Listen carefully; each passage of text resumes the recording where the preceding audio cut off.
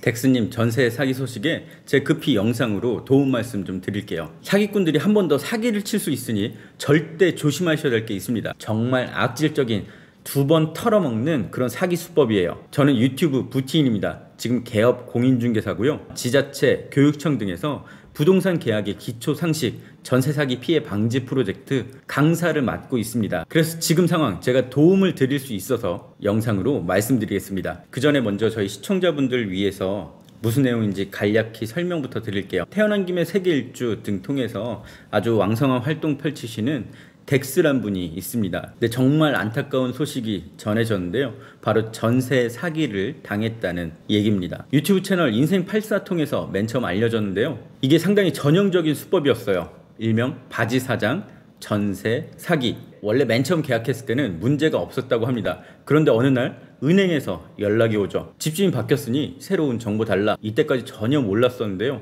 이 집주인이 다른 사람한테 집을 판 거죠. 이후에 새로운 집주인한테 연락을 해보니까 그때부터 뭔가 상황이 이상하다는 게 느껴졌다고 합니다.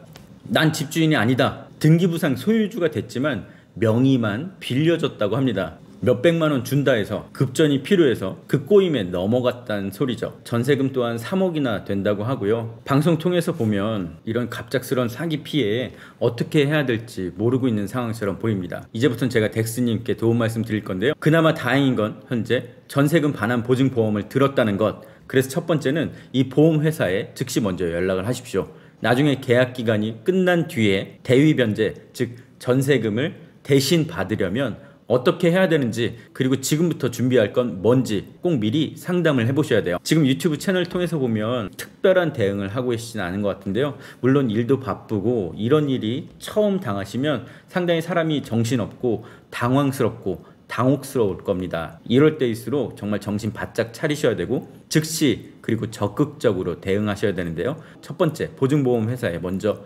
물어보시고요. 진짜 절대 해서는 안 될 일이 있습니다. 이걸 가지고 사기꾼들이 한 번 더 사기를 칠 수가 있어요. 실제로 그런 케이스들이 많습니다. 그 주의해야 될 것, 절대 다른 곳으로 주소를 옮기면 안 됩니다. 이게 바로 전세금 반환 보증보험의 첫 번째 필수 요소기도 하고요. 나중에 혹시나 경매가 넘어간다 그럴 때 주소를 다른 곳으로 옮겨놨다면 상당히 불리해질 수밖에 없습니다. 아니, 보증금을 아예 못 돌려받을 수가 있어요. 이거는 법적으로 대항력 또 우선 변제 이런 부분과 상관이 있는 요소인데요. 임차인으로서 마지막까지 권리를 계속 지키려면 절대 주소를 다른 곳으로 옮기면 안 됩니다. 그런데 정말 악질적인 사기꾼들은 이걸 가지고 또 사기를 치는 경우가 있어요. 이런 케이스들이 상당히 많습니다. 진짜 조심하셔야 돼요. 임차인분들 갑자기 연락 안 되고 집주인 바뀌어서 낌새가 이상하면 뭘 어떻게 해야 될지 모르는 경우가 많은데요. 그럴 때 사기꾼들이 한 번 더 접근합니다. 새로운 집주인이 나 보증금 돌려줄 수 있다, 그 방법을 찾아냈다 하면서 이렇게 요구합니다. 주소를 잠시 빼면 내가 여기 대출 받아서 그 돈으로 보증금을 돌려줄 수 있다.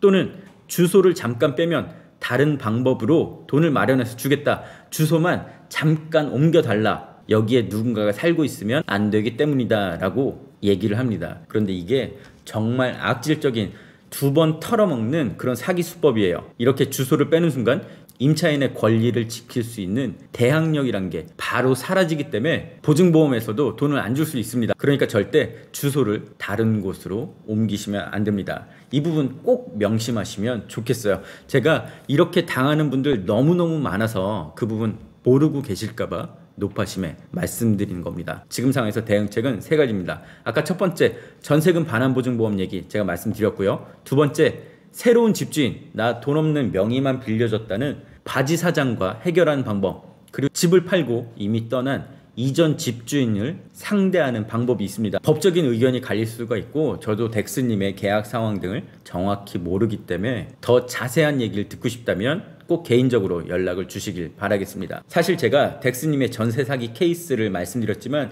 이 바지 사장 전세 사기 정말 악질적인 수법입니다. 오늘 이 영상 보시고 다른 분들도 특별히 주의를 기울이시면 좋겠고요. 마지막으로 하나 팁 드릴게요.